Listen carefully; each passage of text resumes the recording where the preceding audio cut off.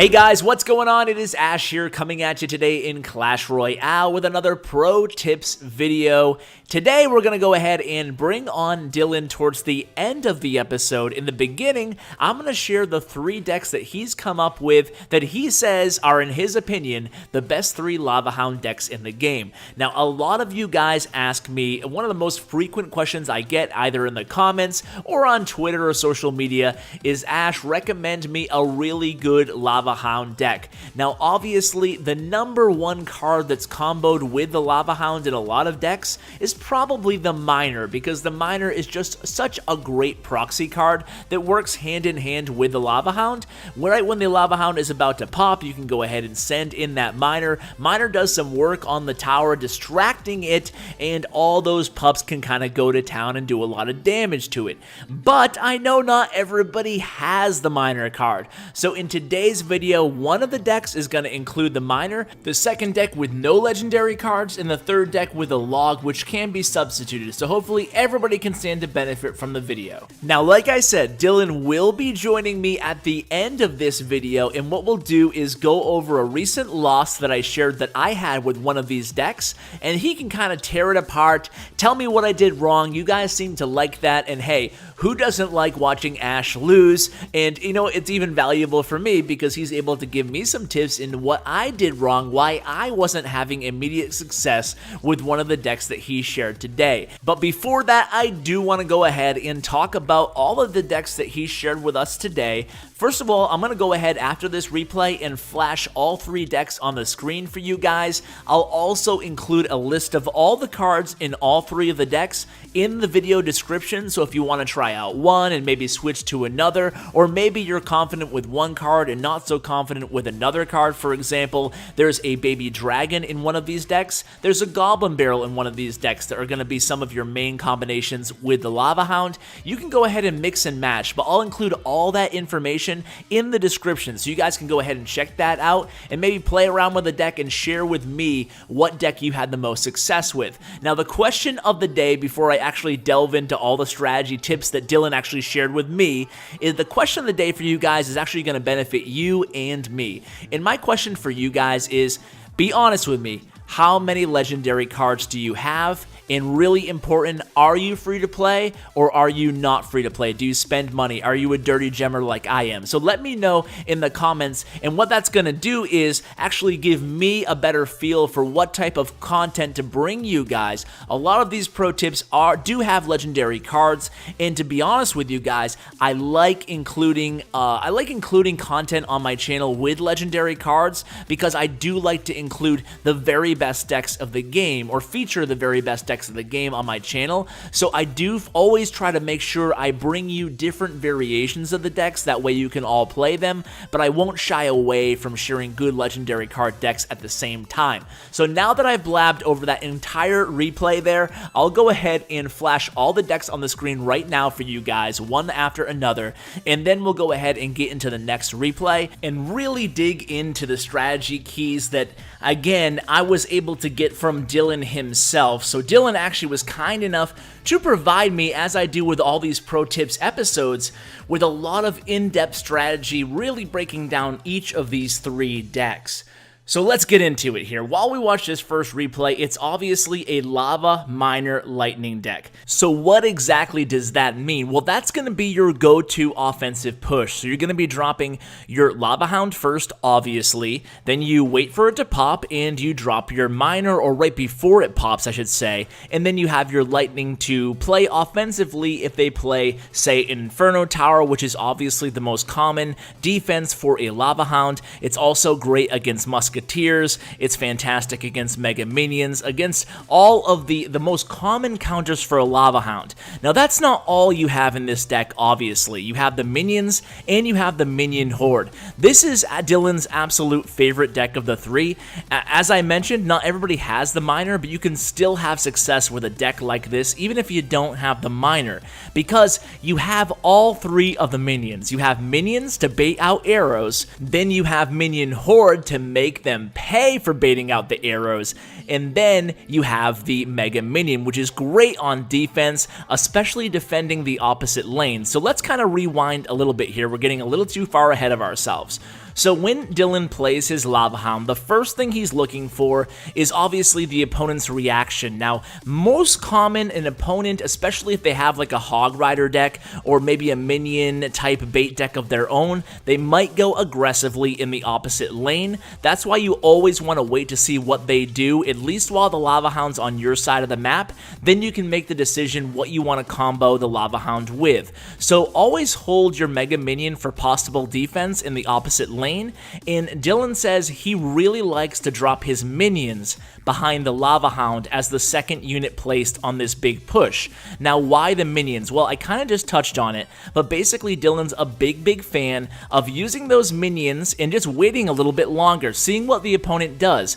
If the opponent uses the arrows or whatever they have zap on your minions, you can be ready to go ahead and play the minion horde right afterwards. If they play something else and they don't necessarily kill your minions right off the bat, let's say they play a musketeer in the back, for example, then you can play your Mega Minion, assuming they didn't push your lane. You can play your Mega Minion as your third play offensively. Then you can wait for Elixir, save up for either the Lightning or the Miner or both, especially if it's in double Elixir time in the last minute or in overtime. So that essentially, guys, is going to be your main push. Now, on top of that, you obviously have the arrows and you have the log. Now, the arrows are great for Minion Horde or anything, you know, a skeleton army. The arrows, you guys know how to use arrows, basically. Arrows are great for protecting your pups, too. As soon as the Lava Hound pops, you can go ahead and be ready with those arrows. Now, the Mega Minion and the Log or the Ice Spirit is the best defensive against the Miner or Hog pushes. These cards are key because after you play the Lava Hound, you only have 3 to 4 Elixir left, so being able to defend with the Mega Minion and the Log or the Ice Spirit is a cheap and fast way to defend against their counter pushes. Now, let's go ahead and move on to the next deck, and we will touch on more strategy keys that will pertain to the first deck as well. But you can see here, we've moved into the next deck composition, and this is going to be the Baby Dragon variation. So this is the Lava Hound, Baby Dragon, free-to-play variation of this deck. The main push with this deck is going to be Lava Hound, Baby Dragon, and then either Lightning or Zap or both. So the deck runs Zap instead of arrows because Zap plus Baby Dragon will kill a Minion Horde, and Zap is obviously instantaneous and better on defense and offense. See, the other deck has arrows because there's really nothing to answer the Minion Horde combined with the Zap in the first deck. The Baby Dragon plays the role of the Miner in this deck in a lot of aspects. Obviously, it doesn't have that immediate proxy that you can send it to your opponent's tower, but once the Hound pops, the Baby Dragon will take the shots from the tower just like the Miner would. So essentially, the Baby Dragon is your tank in this deck. You think of the Baby Dragon as obviously splash damage, but on top of that, a tank. The Baby Dragon is your tank in this deck. So the Tombstone will most always be placed in the middle of your map. Let's talk a little bit about the Tombstone because it actually has a pretty interesting story, right? Because Tombstone went from one of those cards that really never sees a lot of gameplay. I mean, here and there, but it's definitely one of the least popular cards, at least before the most recent update. Not the most recent one, but the one right before that. We've had 2 updates in the span of a month now. So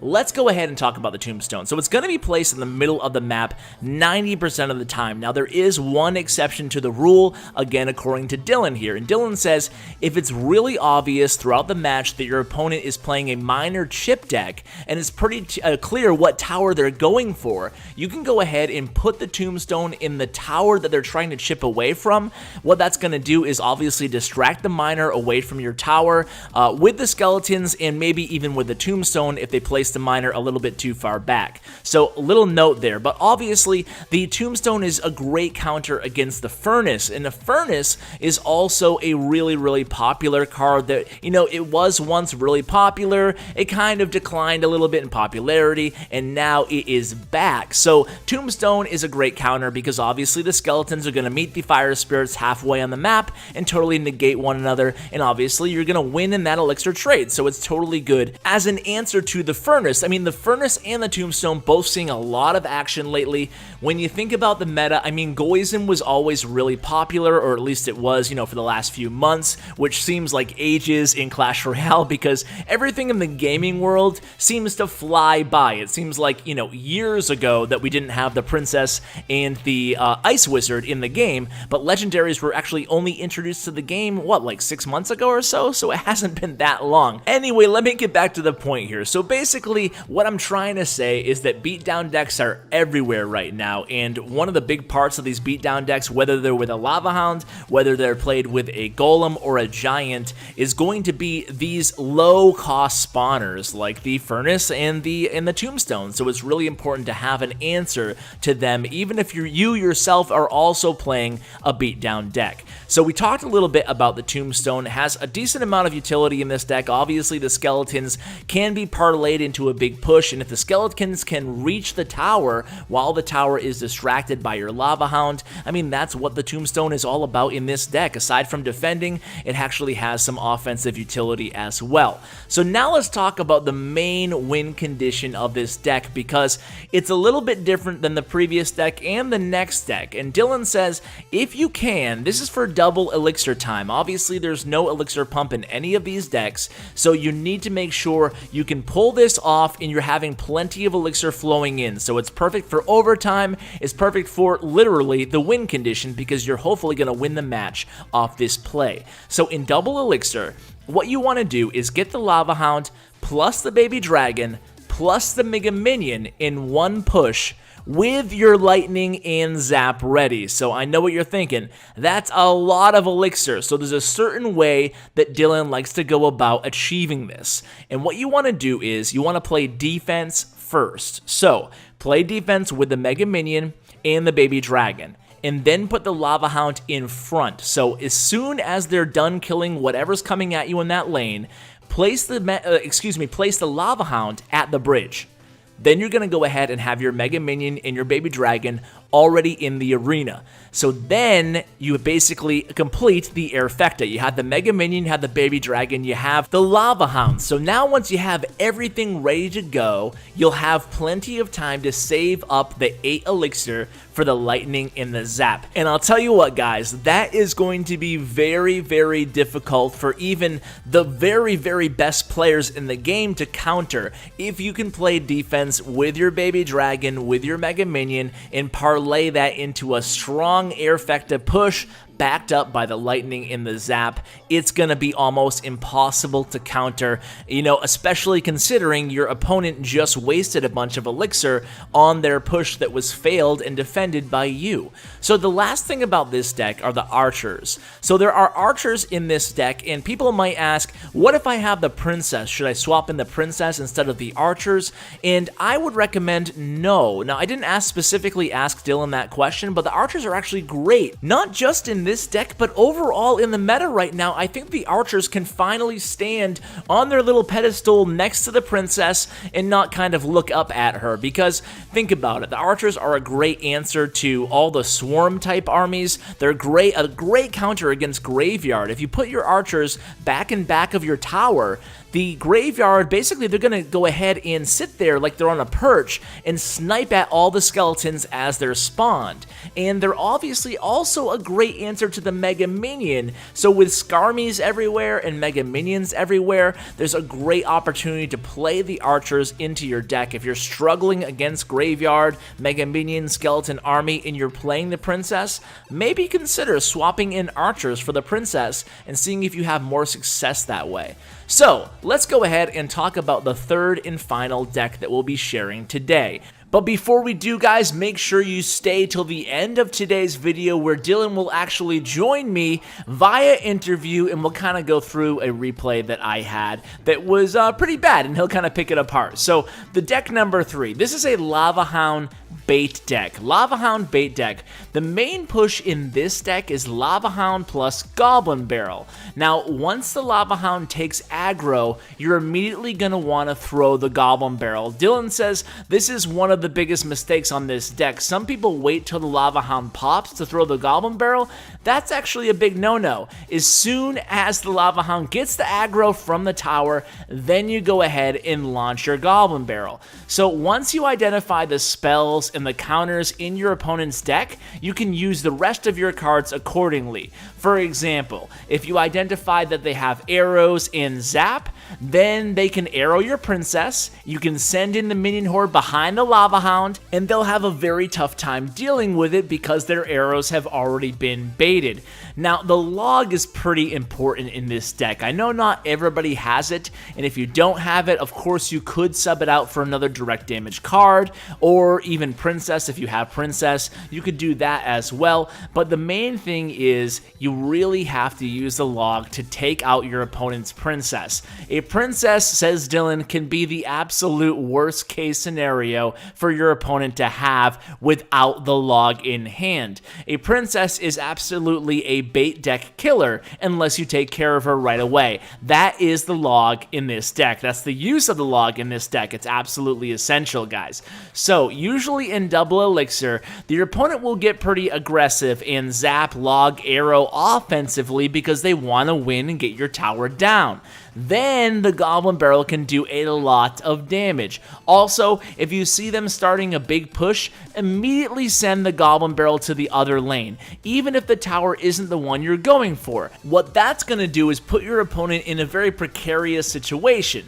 So what they can do is waste their log or their zap spell defending against that Goblin Barrel, or they can go ahead and just ignore it. In that case, you're going to do a lot of damage to their opposite tower. Fine by you. And really, guys, the cool thing about this deck is with the skeleton army and the minion horde, you actually have a lot of defensive capabilities, so you can still defend against the lane that they're going for that big push in. So let's go ahead and kick off the final replay of today's episode before we get into my match. And what we want to do here is, you can see he's actually going against an interesting deck here, a giant skeleton rocket miner deck. I like seeing these giant skeleton decks. You don't see a ton of giant skeleton play, at least before the last update, but now, I don't know. You know, here and there, you're starting to see a few giant skeletons pop up. I think that Molt did a video with a giant skeleton deck today or yesterday, and I think a lot of people are using it for that reason. So when a YouTuber that big makes a deck like this that's having, you know, a lot of success with it, it tends to kind of bleed over to the masses in some extent. Obviously, it is a little bit mitigated by the fact that, you know, probably only 5% of actually people who play Clash Royale watch YouTube. But anyway, you can see right now that Dylan's kind of in an interesting spot here. He has to play the Mega Minion first because the Lava Hound was not in hand, although it was the next card up. So it looks like he's going to play the Lava Hound at the bridge here. And okay, a Tesla coming at him. That is an interesting deck. A Tesla is another card you're just not seeing a lot of right now in the game.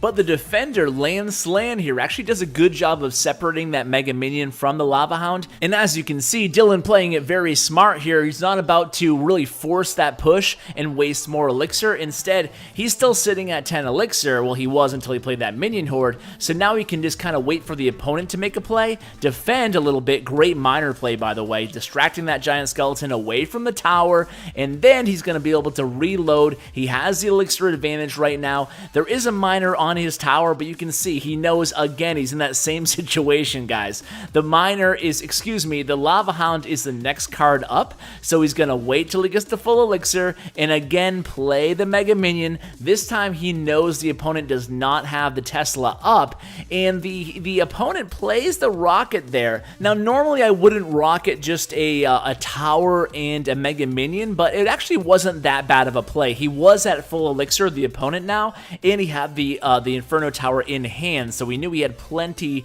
still left to defend against the slow-moving Lava Hound. But you can see here, he uses the giant skeleton. I'm not sure this is going to be a great idea. Look at this, the minions and the pups get on that tower, and that's going to do it. As as easy as that. I mean, I don't want to say as easy as that because obviously Dylan's a great player, but you can see that once you're successful, you don't have to overcommit yourself offensively. Wait for your opponent to overcommit themselves offensively, and then you can take advantage of it. So one last thing before we welcome in Dylan here. He said that the Goblin Barrel, obviously any seasoned Goblin Barrel player knows this, but the Goblin Barrel placement is very important to adjust as the match progresses, meaning that you can start out playing it perfectly on the tower, and then as the match goes on, you want to keep your opponent guessing, switch up the spots. Dylan personally likes placing it right in front of the tower. You can still get the same amount of damage, and hopefully they'll miss with their zap spell, especially if they're pre-planning it.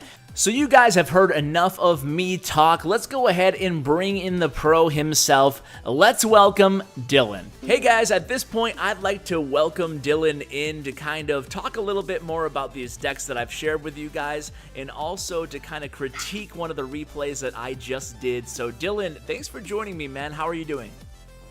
I'm doing great, Ash. Thanks. Yeah, no problem. It's great to have you on for a little bit here. Before we get into this replay, I do want to kind of, I share the decks that you shared with me so far, and maybe I just wanted to ask you, what made you an air expert? When did you pick up these Lava Hound decks, and why do you like them so much before we kind of get into the actual replay here? Yeah. So when Goizen kind of took over, I've always been someone that wants to fight the meta kind of. And so I just always been testing all these different decks, and I found that the Lava Hound was actually pretty strong against them. They were weak to the air, and ever since then, I just can't stop playing them. Awesome. That's definitely a few people in your boat, but you were definitely one of the early adopters. I think you were using Lava Hound, and I was like, oh wow, look at this Lava Hound. And now it seems like a lot of players are definitely using it. Do you want to talk really quickly about why you think that the air decks are actually, you know, viable in the current meta? Yeah, definitely. So a lot of people actually think that Lava Hound is bad right now because the Inferno Tower is picked up in popularity, and the Mega Minion is obviously a huge card during tournaments. But I think that the Lava Hound is actually good in the meta right now because with the big nerf to poison, a lot of decks are only running one spell that interacts with the air. So before, every deck had poison and zap, but now decks have like log plus zap or log plus arrows. So what you can kind of do is use your minions and whatnot to bait the arrows out, and your Lava Hound can do a lot of damage. Awesome. That's actually a good point there, especially about the log. It seems like a lot of top players are playing the log, and that actually plays beautifully into your hands and people like you who are air pros. And speaking of air pros, that's something that I am definitely not. So I thought that I would share this recent loss that I had. I just played a quick match, and I thought we could kind of go through it, you know, piece by piece, and maybe you could tell me what I did wrong, and maybe just give me a few tips here and there to improve my airplay. So, sound good to you, first of all? Yeah, definitely. All right, nice. Yeah, definitely. Nice. So, you can see I'm paused right now at 3 minutes. Let me know when you're caught up to me, and then we can kind of go through this match here. And feel free to tell me to pause when you want to kind of elaborate on something that I'm doing epically wrong. Okay, I'm at 3 minutes. Should I start now? Yeah, let's go 3, 2, 1, play. So right away, I'm kind of bummed out that I don't have the Lava Hound in my first 5 cards. Yeah. Yeah, definitely. That's definitely a disadvantage. So I played the Tombstone. Is that what you would have done, or? Yeah, definitely. Tombstone and Lava Hound are the 2 cards you want in the beginning, because the Tombstone can provide you that defense while letting you cycle to your Lava Hound.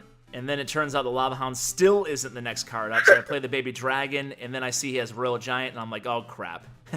Oh yeah, gee, your opening hand was really bad. You had the Mega Minion as your last card for the heavy damage. Yeah, so I had no Mega Minion, and I had Baby Dragon, which was useless because he had the archers right, you know, tucked away behind the Royal Giant. So I took some damage early there. Yeah, that was definitely a rough start due to the opening hand, but now you got the Lava Hound, so we'll see. Yeah, so we'll see how I botch this. And I really want to get into a specific area about the Lava Hound play that I kind of struggle with personally. So I'm going to pause in just a minute here. So I play the Lava Hound, and now I'm going to pause right now at like 150 or so.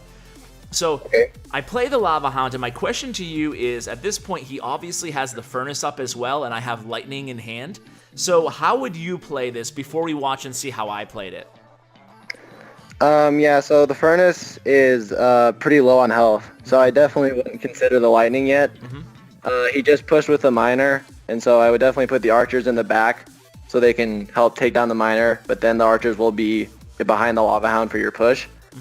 So I would definitely put the Archers in the back to defend, and then wait to see how he plays it to see if the Lightning will be an effective spell. Okay, great. So I'm going to press play on 3, 2, 1. And there's my Archers, and I played an Ice Spirit there just to kind of help my building, you know, have a little bit more HP on it. So at this point, I'm just kind of sitting back.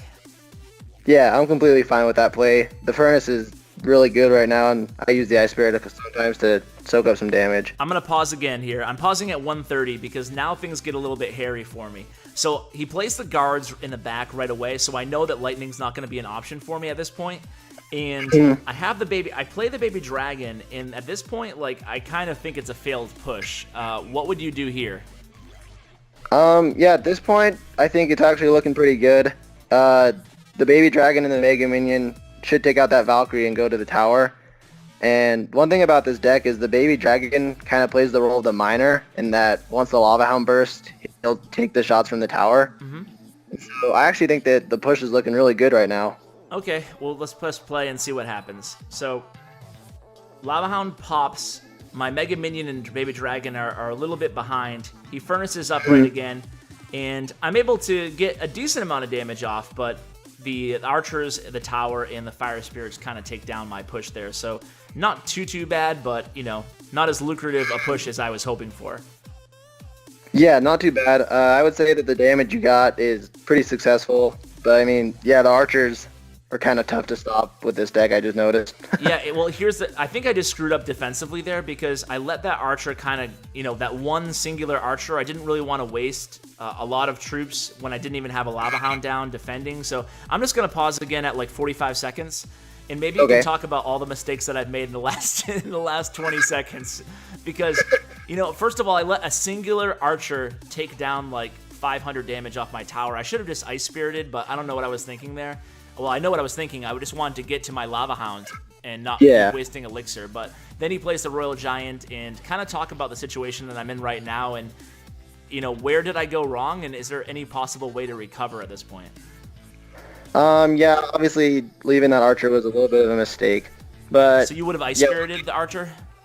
Yeah, I would have tried. But it's kind of hard because I think they can kill it in like 2 shots, both of them. Yeah. But yeah, definitely in double Elixir, a big thing that I like to do is just play my Lava Hound in the front. Okay. I mean, you know, to soak up some damage.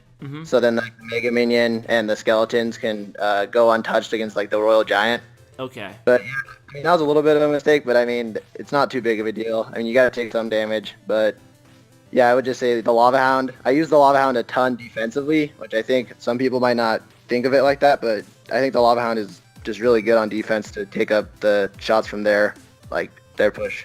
Okay, that's actually really solid advice. So maybe, I'm not sure what kind of elixir situation I was in there, but maybe if I had enough, I should have played the Lava Hound right in front of the Archers before they locked onto my tower. Yeah, something like that. Okay. All right, well, let's go ahead and press play again. I'm at 45 seconds pressing play now, and this is really my last, you know, hope at this point, because he's got my tower really low on HP. I have a Mega Minion, some Skeletons, and a Lava Hound going in. And then basically those Archers melt away my Lava Hound. Yeah, that... I lightninged, but, you know, I don't know. You know. Yeah. I think it was going pretty well, actually. I think just taking a lot of damage in the beginning and the opening hand was kind of rough. But I think that overall the damage you were getting on your pushes was pretty much what to be expected. Okay, so you know, realistically, you're thinking like 400 damage a push is pretty successful, or, you know, average at least? Yeah, and then in double Elixir, when you have like more, you can have a bigger push that you can kind of catch them off guard with a lightning spell that they maybe haven't seen, and you can get like 1,000 or more damage. one question for you before I let you go, Dylan, is there ever a point in a match like that where I'm just not having a lot of success, or either that or my opponent's playing a really aggressive deck that I'm having trouble stopping the Royal Giant?